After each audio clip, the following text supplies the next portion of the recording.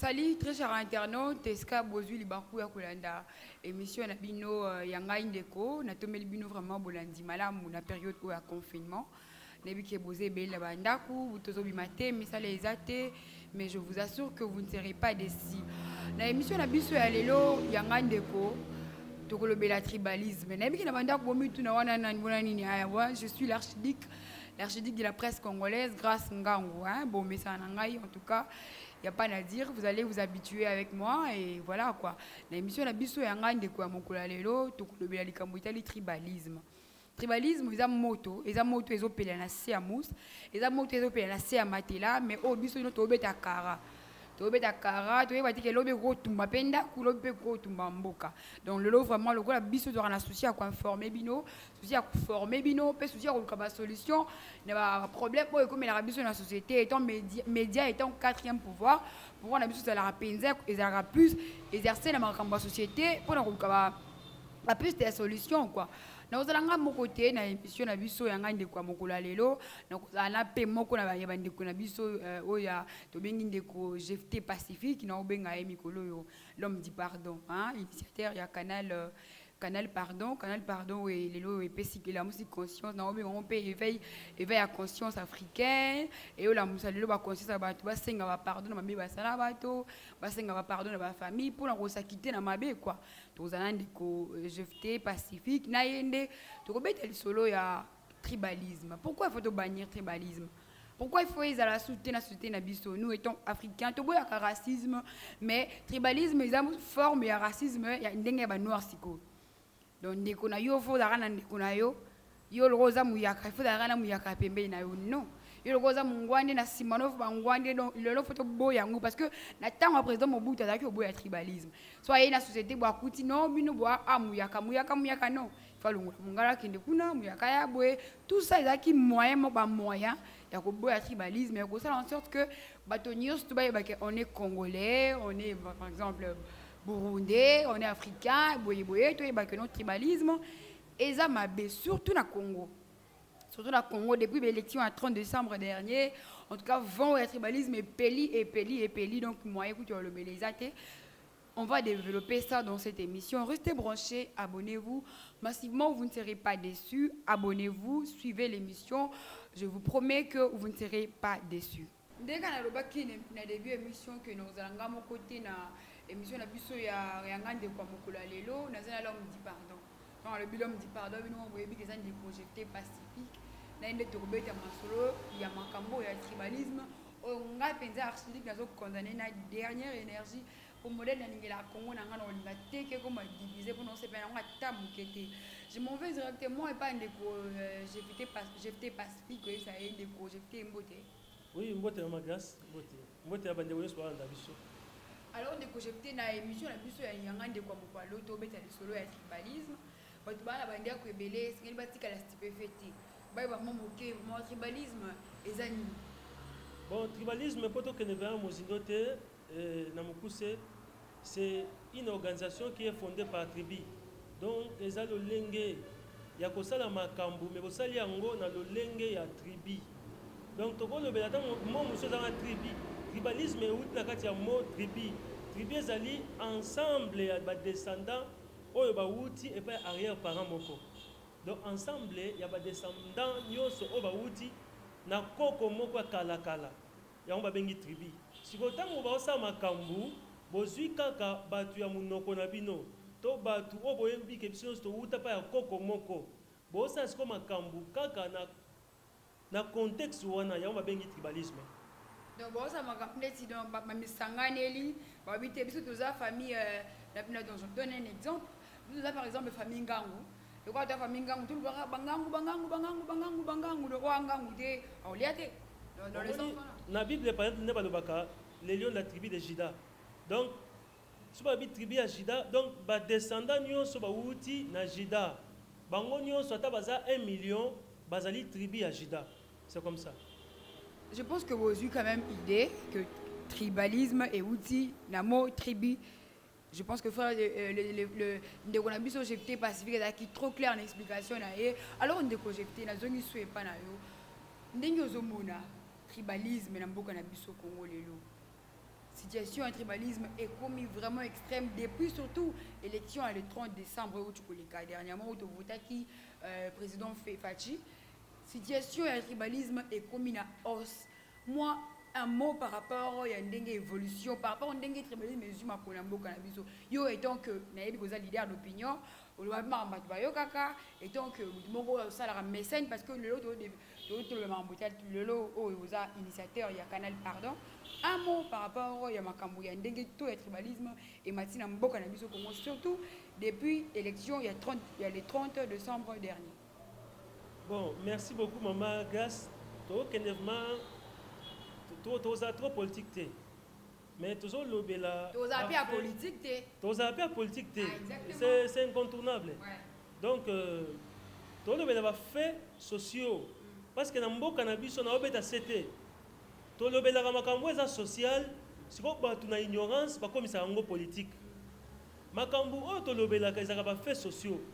Maintenant na ignorance abatu ba komisa ngo a loba politique to asa politique. Entre parenthèses. Tribalisme bandi kaka na élection ya 2018. Tribalisme na mboka na biso bandi mo kala. Donc tozo telemela tribalisme biso canal pardon international biso ba congolais nyonso mutu nyonso amona ka musika ayebi que tribalisme eza poison. Mais na ba fait ya tribalisme et apporter quelque chose na mboka na biso. Tribalisme na mboka na biso e bandi wapi? Na mboka na biso tribalisme bandi mingi wapi? Tozui na indépendance ya mboka na biso avant indépendance ba parti politique oyo ba maki biso indépendance ezaki ba parti moko mingi ezaki pe tribal. Donc sokozui par exemple Konakat wa ezaka tanga donc bakatangé mouvement bakatangé sokozui mouvement lokola Abako association bien alliance ya Congo des bâtisseurs Congo, tu vois. Donc ba mouvement wana e bandaki ba mouvement moko tribal ethnique ou bien ko ethnie na tribu ezali moko ba mouvement wana sikoyo e osala ke mingi ka tolo baka Lumumba nde MNC esangisa Congo mobimba mais ça ba mouvement mingi ezaki ba mouvement moko banotaka ba tribu association batetela association ya bayaka association ya bangala, tu vois. Et osala ke prochainement plus tard et pesi biso indépendance. Tant que pesi biso indépendance et comme ici au Congo esangani Mobutu siko a joué rôle ya kosangisa Congo. Alobi papa bo moko, maman bo moko, ekolo moko. Asali nyonso po a combattre le tribalisme. Même si abana ko combattre le tribalisme to mona ki ba fait nango mutako uta kotoyo akei pe ko prospérer côté mususu. Et ça va partir à point moko positif. Une grande partie ya mandat Mobutu abanda côté de la tribalisme mais au komona ke na sentir na ye notamment na armée la plupart des officiers supérieurs bazaki batu ya tribu na ye mais quand même asala qui effort yo ko ya ko sa biso na tata bomoko wana sibona et ça qui quand même effort ya ko longola moi discrimination de la qui na on ande kometa ko pousa na te aux ande kometa ko pousa na te ça quand même effort pourquoi nous avons que tribalisme est en pleurs après l'élection le 30 parce que et le wana est diminué qui quand et bon donc to ko ba te ke ekenda ki libela je crois que to ko ba te ke ne libela mais ils est diminué et ça ténue qui moi mais après le mouvement ils ont une sous marque c'est fragilité mais quand peut le bien ba to sona ko lobela ko banda kota Mobutu na lobite ke Mobutu mandat na ye ezaki tribalisme ezaki à 100% te. Donc sur 100% je crois tribalisme dans la période de Mobutu ezaki à 80% bien à 75%. Mais sur le plan sécuritaire la plupart ya batu moni sécurité sur l'Afrique il faut mutamutema de la plupart ya officier supérieur ya Armand Mobutu bazaki batu ya ethnie na ye to batu ya tribu na ye mingi ezali ka bangwandi te mais ezali pe bangala, tu vois. Donc siko tozo mata tango to mata tozo mona tango sikoyo Musée Laurent Désiré Kabila akoti na mboka na biso batu bakoti maintenant Swahili sikoyo du monopole eketi na mbongo na biso bakomi ki Congo te bakomi Swahili na mbongo na franc congolais banda 1 franc au moins bakomi moja, bakomi en anglais, bakomi en français, bakomi moja, tu vois. Donc bakomi na 5 francs bakomi na 100 francs bakomi. Mais ça dit parce que au moins par rapport il y a la langue la langue nationale, pardon, la langue nationale. Oui, nazoloba ke tant on va voter au président, tant on va voter dans nous pona mboka. Ba tout va voter baza bato mboka na yo. Okokoma mokonzi te to gouverneur te ba voter na Équateur. Osala makambu po sepelisa bato ya Kasai. Tu vois? Ceux qui va voter na RDC makambo ko sala et osa conformément il faut conformer na oyo la kaki ba congolais. Et ko za te ba voter yo oza mokonzi na Congo, o bana ko sala makambo pona avantage ya ba Tanzanien ou bien pona avantage ya ba Sénégalais nanu. Non, Congolais nanu. Tu vois? Donc pona ko loba ke ata ko Swahili loba makape na ba pays musu Afrique de l'Est. Eza mabete. Mais yango te kotinda ke ki Congo e chama na mbongo te, lingala e chama na mbongo te, tiluba e koma na mbongo te kaka Swahili. Donc esengeli côté le mela ba makanisa mabe wana parce que mutu mo soka ye atie brick mo boy keba tant musu muza suka kana mbongo mais mutu musu suka ye a continuer ngo plus pire parce que il y a eu un commencement na on va sens wana. Donc tant muza ye a commis atie na mbongo na armée langue langue armée monopole commis Swahili. Donc na makambo mususu ma bureau il faut mutu nyonso aye ko la Swahili parce que cause en facilité, tu vois. Donc babiloko wana nyonso e bandisi ko mata e bandi ko mata ti papa Joseph Kabila aya koti akuti yango et continuer ti na suka ya mandat la président Joseph Kabila. Maintenant président Tshisekedi akoti tozomona yango ke facilité ya makambo na quelques postes où ils ont mis na terme en pourcentage 60%, pour tout exagérer 60% et ça batu oyo baluba bakasayen to benga baluba te bakasayen va les autres continuer ce baka. Oui, ezokobaka malheureusement ezokoba tribalisme na mboka na biso po s'arrêter za moi passe. Mais est-ce possible ceux qui congolais n'ont pas conscience? Quand je parle de tribalisme, na olobe la slogan te. Na olobe la fait oyo to vivaka na yango. Oyebi ke sur le plan politique, élection za tribal. Vote za tribal. Donc, de l'autre côté, c'est l'homme. Mon toi voter c'est l'homme no mboka na ye papa. Maman plutôt. L'homme dit pardon. Non, oyebi. Na notalisa yo, na notalisa ka na otno ba question mbali, na yebi ba question za yo. Ba réponse ya ngai. Nana le baboye. Vous savez tosonga na 2006 élection salemaki entre Jean-Pierre Mbemba na président Kabila. Ba votaki Mbemba mingi na Congo, oui. Ba votaki na terme pourcentage. Mbemba azwaki plus de 80% na province Nîmes. L'Équateur. C'est que ba votaki tribu votaki Mbemba. Parce que ba Équateur ba votaki Zenga te. Mabe. Soko tali Kizenga abimaki 3e na 2006. Na 3e abimaki na terme pourcentage plus de 80% ba votaki Zenga wapi? Na Bandundu. Et loko eza mabe.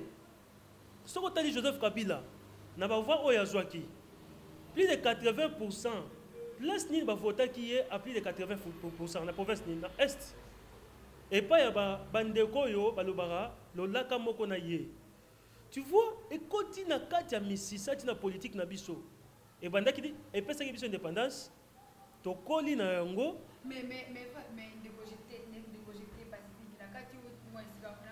Mais à pas français on lui qui entre un frère et un ami. Le choix est clair. Le choix est clair, donc nous avons le grand rêve, un frère et un ami, le choix est clair. Est-ce que pour le propulser, à ta vie, le mot vraiment à téléspectateurs, entre un frère et un ami, le choix est clair. Pour le aussi, bon, Makambo Loba et Zabongo. Si vous voyez que, si nous constatons que le choix est clair, toi adopter le tribalisme et la constitution abisso. Surtout, moi, na uti opesa yo conséquence avantage nanu ya moke ya tribalisme. Tribalisme tokuti yango tozwi indépendance à cause de tribalisme. Association ezaki ba mouvement moko tribaux ethnique. À part yango na yo talisa yo que to votaka même ba député tout na député et ça secret polichinelle ba député basangisaka bazwi mwana bato mboka bauti kuna bakena centre oyo tala bato batiaka ba témoin tala la plupart bato ba voter mutu tala o remarquer que na kati bato ba voter candidat 70%. Ceux qui n'exagèrent, 60% de ta tribu. Tu vois, toqué en 2011, Kabila na président, paix à son âme, fait Tshisekedi. Oui, en 2011, Papa Tshisekedi. Kabila a gagné l'élection. Maintenant, tant qu'on a gagné l'élection, en termes de pourcentage, les chiffres par rapport à Kasai, bisika ni bavota Kabila makasi na mboka oyo balobaka Swahili tala sikoyo Tshisekedi bisika ni bavota ki makasi eza na Kasai. Tu vois, tozo continuer que tribalisme ezokola tant toye pas Félix Tshisekedi président Félix tu vas voter hier kende na Équateur kende na province mususu kende na Kasai tala sikoyo statistique ndé va voter président Félix n'Équateur. Est-ce que ça ndé moko ndé va voter na Bandundu? Est-ce que ça ndé moko ndé va voter na Bandundu? Ndé va voter na Kasai? Non. Non. Tala Martin Fayulu ndé va voter ki na Bandundu. Au moins que la plupart ba va voter na Bandundu mingi parce que ba tribu moko. So que na Kasai au moins que va voter Fayulu mingi te, pe tant ndambo va voter Fayulu parce que ba Bandundu. So que na Bandundu au moins que mingi ndambo ba voter Tshisekedi bakasaye o baza bandundu. Donc tribalisme to lo bakaboy. Mais nous vivons ça. Maintenant assemblée so ba moni ke to saka makaba tribu ba adopter. So ba moni ke za bongo te ba tika ko salela ngo. Mais pourquoi to lo ba na munoko mais to salela ngo? To ko mawana. Tokoma wana très cher internaute, tokoma wana donc ndeko jeté pacifique ma contre le tribalisme, alors tel mélange avec dernière énergie des monga nangai. Kozala tour de Babel tant tozoni moi moki na mambotel li bibi la biso ba Christ tour de Babel et tonga po ani parce que bazaki na maloba moko. Bazaki na bolingo et comment sauf manzamba ya ko confondre idée na bonté ba nyeba tonga ti likolo. Batela idée ya ko ya pembe amundu wa za muyaka mu Congo. Donc non parce que le comment on doit être compétent mais le roi zaka ndekunayo il faut endazala et le ko eboma pe sumboka yangwana ane atangi na été aide le côté mais le ko la yeka za yende nani boy le ko yo poza kuno za mushwe lo bendie le ko yo mungala monike ndekuno mungala auti na kuna tale le côté auti msuku mkokata mbila mais au benyera te yaka vanda peut-être uzala na président donc ils a malamu ils a vraiment malamu mingité ils a biloko de condamné parce que c'est qui tue le pays et puis m'abuse aussi à mon côté. En tout cas restez branchés bon zala vraiment s'abonner massivement moi l'archidique je vous assure que beaucoup zala décider big up na équipe news tout ya canal pardon maman bragnos tout ska boza partout dans le monde. En tout cas to pesi bino merci to pesi bino ba mbote mingi na émission na biso yanga ndeko ya pokola lelo alors ndeko jeté na zaka na zongelo il faut pas le travail moyen pour éradiquer le modèle tribalisme et là on va proposer pour accompagner le modèle tribalisme. Vous savez pour accompagner le tribalisme il faut abandonner l'école primaire la maternelle l'école primaire parce que ba maman mingi bazwa otika ba en école alaki seke oza ndeko na yo to munoko moko so yongo vanda na intel tu vois. So ngo vanda mingi na tel keba moi nazo ko la banda maternelle asali école primaire na mutu école moko maintenant ba tisse ba lien moko boy siko ti tango sa université azu musala ako privilégier ka ndeko wana donc ba foyer na kati ya ba foyer essengeli ko combattre le tribalisme premièrement na communication ba parents na bana éducation il faut que pesa au système moko éducatif oyo ke toko banda ko pesa ba parents toliki congolais sa Congo to éviter makambu ya koloba wa muteko ninyo te congolais nyo sa Congo oyo puis Maman Gas, ndeza webo batwa mona biso, mutasali micro oyo, amutekolo na yote. Popo yo kangana banda kuna bino mutasali caméra oyo, amuta tribi na yote. Mais caméra sungi yo, po yo ka message. Tu vois? Monto yo a fabriqué courant, monto a créé courant. Amutekolo na yote. Mais courant sunga biso. Monto a sali voiture, monto a sali moto, aza muta tribi na yote. Donc ce qui est important, c'est la tribité. Ce qui est important, c'est savoir faire à Moutou. Mérite, méritocratie, il faut ça là. Moutou a réfléchi à ce Moutou nyo so zan deko na yo. Moutou nyo so zan deko na yo. Ata ko ba pays mo côté mazan deko na yo. Parce que Moutou so boye, Moutou aye par exemple, Muzombo mo boye atongi ndako na quartier. Nga na olukanda na ye na mbongo nanga na okota ndaka pa Muzombo te na okota atonginda kupona congolais nyonso pona mutu nyonso akota, tu vois. Mais Muzombo wana soka loba ikena tonga pa na biso bazombo congolais mutu sikoyo awozanga ndako afanda. Donc pour ça na biso dake mutu nyonso apesa muninga chance na kati ya ba association pe na ba église. Na église mingi to mona tribalisme ezokola. Et c'est ce qui combattre le tribalisme dans l'église. Il y a des églises à tendance tribale. Actuellement, nous vivons ça. Même dans l'étranger. Au monde, tout le bagage na Congo te. Qui est dans ACK France. Au monde, plus de 60% bandima ACK Paris. L'église Moko, en tout cas, je veux revenir à vous. L'église Moko, nous avons les cas. En tout cas, babi kuna bati akana mnormo pour ne pas léser les autres. On a vu que vous a bati belé minoronyo stop vous a actué la confinement. Vous êtes la biso de partout dans le monde pour ne pas vous léser. L'église on a bati akana mnorambo ka moko. Donc ceux qui ont bien d'abord voyez ben mnorambo kawana, bazo modéré na mnorambo kawana. Bon donc ceux qui ont bien voté a emame Lucas église no ko sambela de continuer là on a été. Oui, je dis ceci. Nous avons incriminé ACKT, des exemples. Ce qui est dans ACK Nyonso, la plupart bandimi, au monde, la plupart, plus de 60%, baza bakasayen. Ce qui est dans les serviteurs, plus de 60%, baza bakasayen. Et ça, monopole.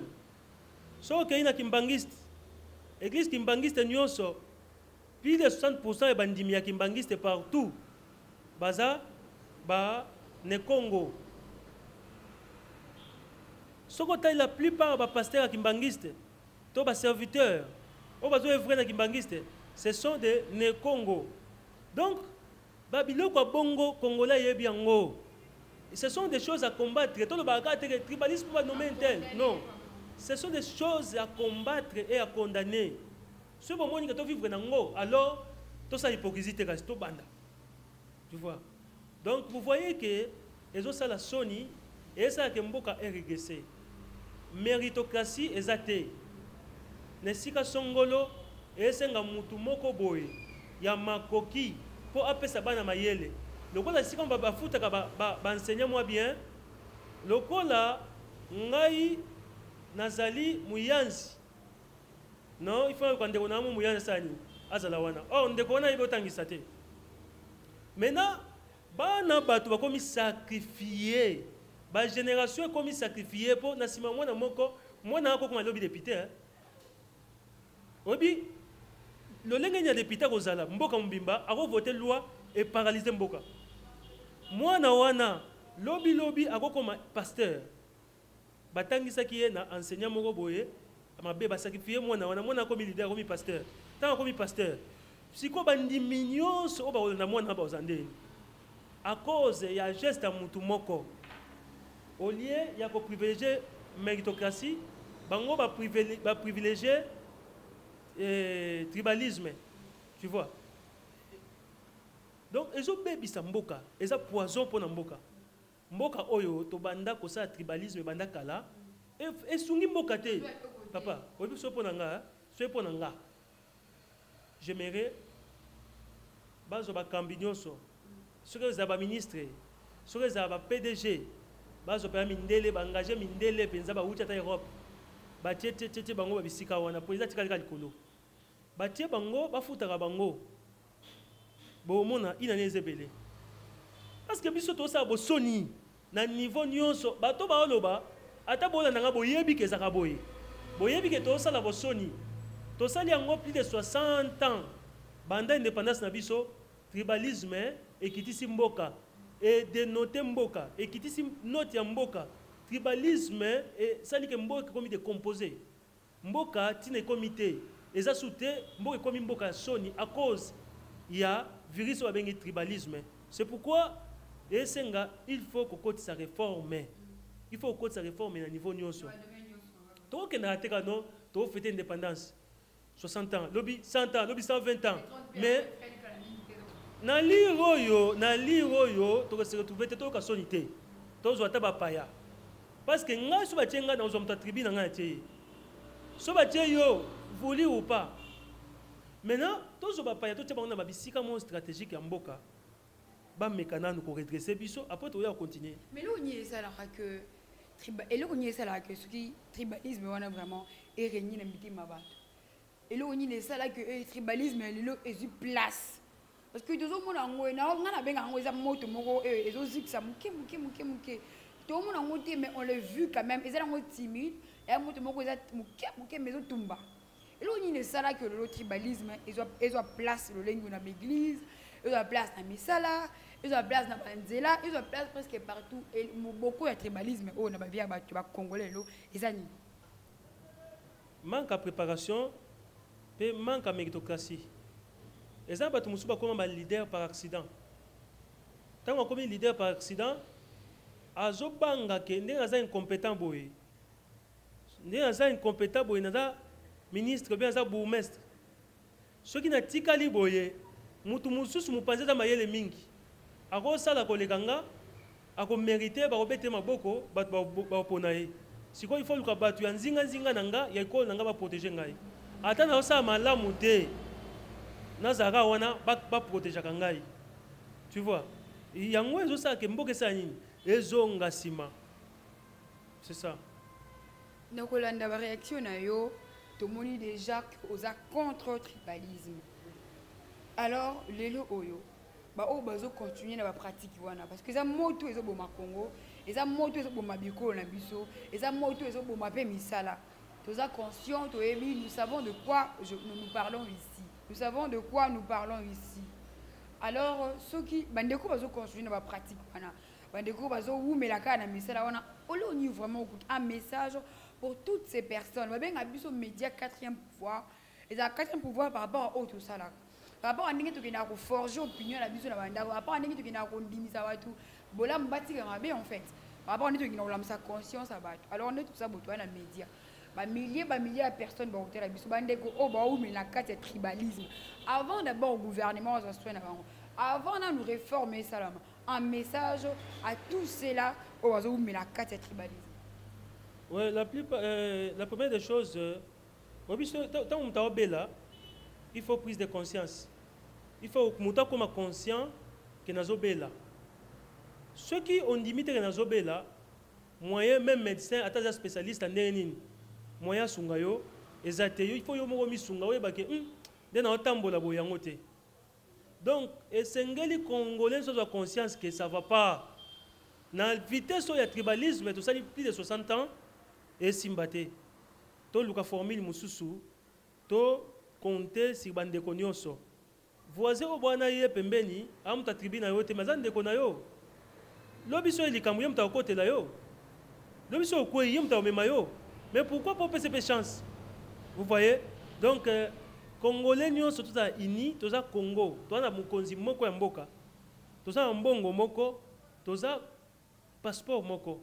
Donc nzamba za nzambe ya batu nyonso outi oyebisanga eloko moko tour de Babel ceux qui avancent à quitter c'est à cause du tribalisme tango batu tout bazaki elongo ensemble bazaki mutu moko babanda otonga kutu nzamba bangaki nzamba lobi nde baza ini boye unité ebangisaka ta nzamba unité saka ke makambo ezaki impossible comme possible soki congolais nyonso za ini totiki tribalisme Congo komata rapidement alors parce que muta trahir muninga ozate mais tango kaka troupe tour de Babel bakabwani o munoko musu muto yo ya anglais kepa muninga na anglais amona muta français muninga nete ndeko nete muzombo amona muteke ndeko na ete vous voyez mumbala azomona ke musakata ndeko na ete yango esali ke ndako oyo babengi tour de Babel moyen et avancé ezaki sauté tour de Babel esaki nini esekulaki. C'est pourquoi tribalisme est un poison. Ndeko tozonga toza conscient mutu nyonso aza conscient tozonga na nzela tolinga congolais nyonso lokola bandeko na biso. Tokomi pratiquement la souka émission na biso mais tikali na moi deux petites questions au to rechuter nango. Question à liboso ezali na lingo ozo répondre à biso na ma question de bengango pour ou contre. Pour ou contre, le bela biso ça pour ou lobby pour. Ça contre lobby contre. La cas deux questions. La question on est to rechuter na émission na biso ya lelo. Ndeko jeté na émission na biso ya lelo. Tolingi toyeba. Yanga na émission na biso ya lelo yanga ndeko. Tolingi toyeba. Ndeko jeté pacifique, l'homme dit pardon. Est-ce que kolongola so balongoli ba tribunio so ezana mboka? Balobi to kontango le soute balongoli na ba langue nyonso ezana mboka. Ozala pour ou contre balongola ba tribu na ba langue nyonso ezana mboka. To tika la kana lingala, mais to tika ba congolais tout court. Ozala pour tout contre. Bon, lingala pesa langue moko. Ozala pour tout ou contre point barre. Donc pour ou contre balongola ba langue nyonso, balongola betinyo to tika congolais na lingala point barre. Ezala na Lubumbashi lingala. Ezala na wapi na fin fond na bakatanga kuna lingala. Pour ou contre? Question na yoda tribal. Yeba ke lingala elomaka mingi parti moko. Ozala pour ou contre? Mais on a facilité lingala non? Et bon on soit là au CPNAO. Nous avons 4 langues nationales. Je ne refuse pas. Mais pourquoi on a 4 langues moko? Attendez, pourquoi na lobi bongo? Parce que pour l'anglais pour na lingala. Pourquoi on a lobby pour ou contre? Parce que lingala, il faut que lingala est la langue fédératrice. Les lois lingala yande et ça misi biso nyonso tout. Lingala yo bengango fédératrice. S'il vous plaît, parce que Mobutu a privilégié qui non langue naïe. Moi lingala partout, Mobutu ne monte avec il a pas que mungala. Ozala muzaye avec les soyez pose qui. Ozala pour ou contre ce balongo le betini nyonso balongo na ba langue to tika na lingala. Mujo ça congolais to tika na lingala comme langue pour ou contre. Nga nazoboya to ça 4 langues to longola 3 langues to tika na langue. Ndeko jeté pacifique l'homme dit pardon. Nga ya archidic na lobi boy. Il répondre biso na kibande ko rota la biso na nda question na nga ya suki za mibale. Na tuni aza pour ou contre. Betini nyonso betini etini ya. Betini nyonso elongo. Etini nyonso etni elongwa. Ba langue nyonso to zalaka nango elongwa. To tika la na lingala lokola langue nyonso to ke na bakatakatanga to kilingala. To ke na Lubumbashi to kilingala ndeko jeté aza pour ou contre. C'est tout ce que je veux. Nalingi na maramtio au moni lundi ça qui be maradité pour ou contre. Ya lingala eza moko ba langue. Pourquoi yozo wela langue yo ndeko loba? jeté pour ou contre. Problème nangeza oza tribal. Oza c'est tribal. Cet aspect one est aspect moko tribal. Comment lingala eza moko 4 langues nationales. Pourquoi ponika langue moko? Mais avec ce longa na lobi bon ngana ko souhaiter boy toloba suba totika kana langue moko koloba komba langue ngote o mende ba ota biso ndo bolu ka et TV za radio te faut ba Hollande biso ba yeba si koloba komba langue te po yo zo faciliter langue moko. Mais pourquoi? Parce que au moins lingala na au moins Kinshasa na lobi ngo bongo po andi bande ko Hollande biso lingala ezali na compte na Kinshasa ba mutauti Kinshasa azate mutu nyonso uti quelque part a uti mboka à part Bateke je crois hein? À part Bateke ne te kutakia je pense Baumbu à part Baumbu mutu nyonso uti na uti Kenge uti Kwango uti Équateur biso to yosangana na Kinshasa. Mais les lots sur le lingala atena mo est ba yo kapé ba ke no lingala ya on des ça biso nyos to ba mino ko nyos to 4 langues nationales. Alors pour ou contre lingala etika la langue moko na Congo parce que vous avez moi moko la tribalisme.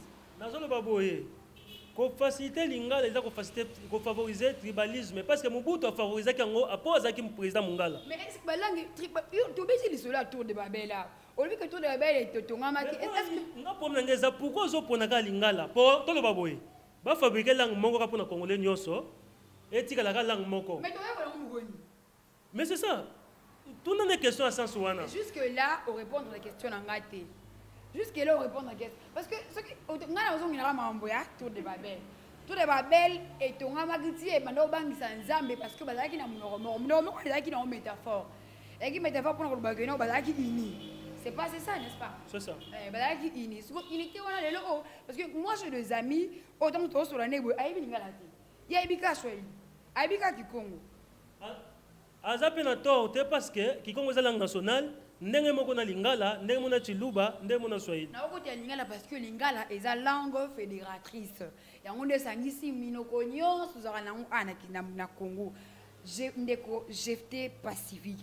Pour ou contre balongola ba etini nyonso balongola ba minoko nyonso tezawa batika kaka lingala na ucho biso boye mais pour ou contre est-ce que vraiment pour ou contre soit contre soit pour c'est tout non répondre boye je suis pour c'est tout il est pour c'est tout mais moi ma réponse ngana lingelo ba pour tout contre je dis ceci s'il vous plaît naza pour que baluka langue moko kaka batika biso nango congolais nyonso. Alors, pour langue moko. Pour ou contre? Pour. Alors, ce qu'il est là, très cher internaute, comprenez que c'est l'ambiance de l'émission. Alors, Ndeko, j'étais bailleur. Pour ou contre hémorragie et tribalisme dans Mboka, Congo? Je suis contre cette hémorragie et tribalisme. C'est tout un poison. Contre. Oui. Tu es contre. Alors, on est arrivé à la fin de notre mission. Non, pas un mot de la fin. On est arrivé à la fin de notre mission. Quand on dit ça, quand nous développons ce genre de thème, avec nous saignons dans le cœur parce que Congo est à Moko. C'est notre Congo. On est mieux que ce soit. Donc, il faut bien tenter ça. Il faut que la Congo, on est divisé. tobundela Kongo ngo ndenge batika biso epa Mobutu tata bomoko wana na ata mamusu etikalaka ezaka bien te mais moi notion wana etikala na biso et développer ndeko Jephté Bayer un mot de la fin par rapport ya numéro ya lelo ya émission ya ngai ndeko nanga lo baboye kala mingi te za 60e anniversaire indépendance mboka na biso tokanisa bato babundai pona mboka baza bato ya tribu na yoka te mais bazali ba congolais. Si réellement on dit que le Congo est indépendant, mémoire na bango, to honoré yango, ils se sont réunis, ils étaient réunis pour na kubunda, pour na mboka na biso. Bataki tribité. C'est pourquoi ceux qui tozu moi kimia, retomber ya kimia, retomber ya mbuma ya Congo, to liango na tribité, to liango na congolais nyos. Nde Congo ekeli boso, nzamba pambola Congo. Nzamba pambola congolais nyos. Et ça quand pas sinon na congolais zuli kama. Et ça, on a Congolais moko a excellé dans un domaine quelconque. Oui, oui. Moi, ma dédicace, une ou deux personnes. Qui sont qui bien sûr. Merci beaucoup.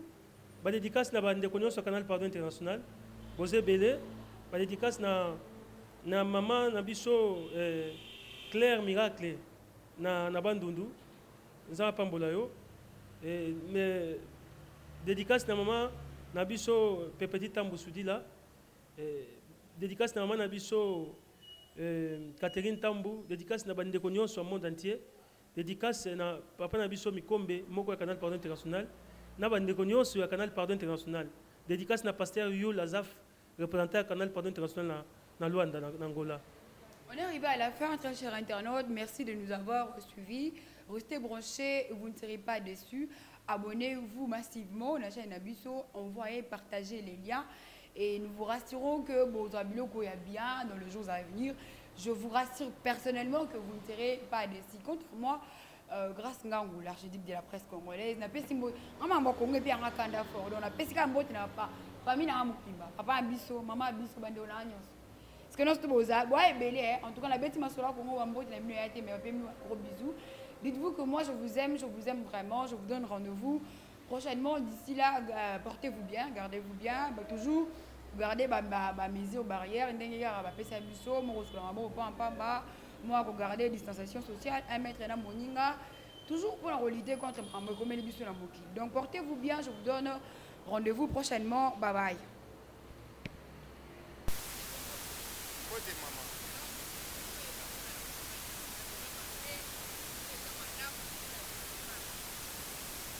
On a développé mboka tribalisme eza malamu.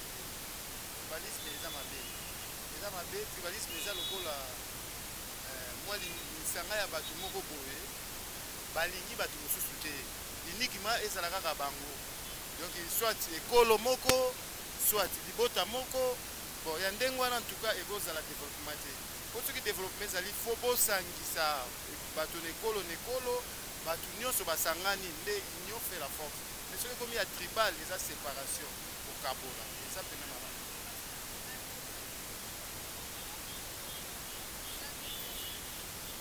Bon, mpona bandeko basala yango eza malamu te fo batika yango ezala te na mboka na biso tolingi tribalisme te tolingi tozala bomoko union fait la force c'est na bosangana mpona bokasi bodéveloppe ezalaka kokabwana te tribalisme ezomema kokabwana eza lokola séparation na baninga mosusu. Mbote mama.